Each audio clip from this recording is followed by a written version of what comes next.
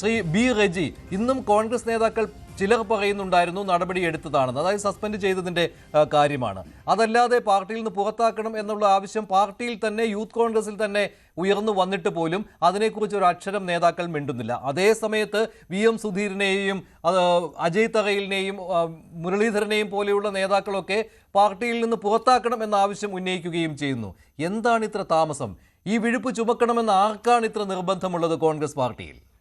നോക്കൂ മഞ്ജുഷ്, എത്ര ദയാരഹിതമാണ് കോൺഗ്രസ് പാർട്ടിക്ക് നേരെ എതിരാളികൾ ഇക്കാര്യത്തിൽ വിരൽ ചൂണ്ടുന്നത്. ഒരു ആരോപണം കോൺഗ്രസിൻ്റെ തിരഞ്ഞെടുക്കപ്പെട്ട ഒരു അംഗമായിരുന്ന ഒരു MLA-ക്കെതിരെ ഉയർന്നു വന്ന ആദ്യ ഘട്ടത്തിൽ മാതൃകാപരമായി, അതായത് ഇന്ത്യയിലെ ഒരു രാഷ്ട്രീയ പ്രസ്ഥാനവും സ്വീകരിക്കാത്ത തരത്തിൽ മാതൃകാപരമായ നിലപാട് സ്വീകരിച്ചുകൊണ്ട് കേരളത്തിലെ ജനങ്ങൾക്ക് മുമ്പാകെ തല ഉയർത്തി നിന്ന ഒരു പ്രസ്ഥാനമാണ് ഇന്റർനാഷണൽ കോൺഗ്രസ്. ആ ഒരു നടപടിയിൽ അത് ഒതുക്കിയില്ല. 3 നടപടികളാണ് സ്വീകരിച്ചത്. അദ്ദേഹത്തെ യൂത്ത് കോൺഗ്രസിൻ്റെ പ്രസിഡന്റ് പദത്തിൽ നിന്ന് ഒഴിവാക്കി. അദ്ദേഹത്തെ കോൺഗ്രസിൻ്റെ പ്രാഥമിക അംഗത്വത്തിൽ നിന്ന് അനിശ്ചിതകാലത്തേക്ക് സസ്പെൻഡ് ചെയ്ത് മാറ്റി നിർത്തി. ഇനി അതുമാത്രമല്ല, തെരഞ്ഞെടുക്കപ്പെട്ട MLA എന്നുള്ള നിലയിൽ പാർലമെൻ്ററി പാർട്ടിയിൽ അംഗത്വമായിരുന്ന അദ്ദേഹത്തെ ആ സ്ഥാനത്തു നിന്നും നീക്കം ചെയ്തു. അത് മാത്രമല്ല, ബഹുമാന്യനായ കേരളത്തിൻ്റെ നിയമസഭാ സ്പീക്കർക്ക് അത് സംബന്ധിച്ച് കത്തും നൽകി. ഇങ്ങനെ 3 തരത്തിലുള്ള നടപടികൾ സ്വീകരിച്ചു കഴിഞ്ഞു.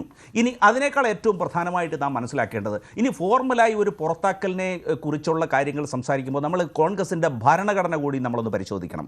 കോൺഗ്രസിൻ്റെ ഭരണഘടനയിലെ മെമ്പർഷിപ്പ് എന്നുള്ള പദത്തിൽ ധാർമ്മികമായ അധപ്പതനമുള്ള ഒരു വ്യക്തി കോൺഗ്രസ് പാർട്ടിയിൽ അംഗത്വമെടുക്കാൻ കഴിയില്ല എന്ന് വ്യക്തമായി ഇതിൻ്റെ പൂർവ്വപിതാക്കൾ രേഖപ്പെടുത്തി വച്ചിട്ടുണ്ട്. അപ്പോൾ അത്രമാത്രം ധാർമ്മികമായി ഉയർന്ന നിലവാരം പുലർത്തുന്ന ഒരു പ്രസ്ഥാനമാണ് ഇന്റർനാഷണൽ കോൺഗ്രസ്.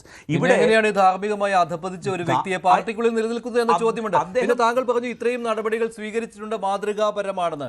ശരി, പക്ഷേ ഈ മാതൃകാപരമായ നടപടി എടുത്തു എന്നുള്ള കാര്യം പിന്നീട് എന്തുകൊണ്ട് ബോധ്യപ്പെടുത്തുവാൻ കോൺഗ്രസിന് കഴിഞ്ഞില്ല?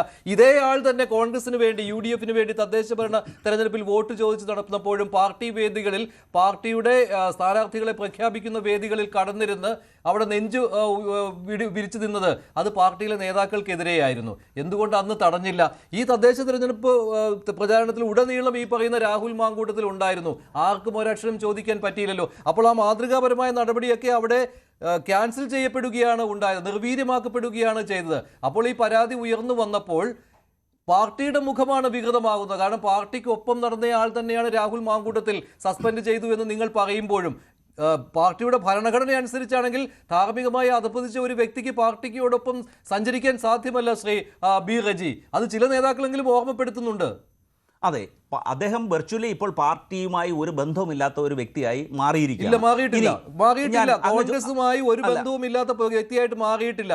സജന ബി സജൻ അങ്ങനെ കോൺഗ്രസുമായിട്ട് ഒരു ബന്ധവുമില്ലാത്ത ഒരു വ്യക്തിയാണോ രാഹുൽ മാങ്കൂട്ടത്തിൽ? അങ്ങനെയാണെങ്കിൽ താങ്കളെ പോലെയുള്ളവർക്ക് വീണ്ടും വീണ്ടും ആവശ്യപ്പെടേണ്ടി വരുന്നത് എന്തുകൊണ്ടാണ്?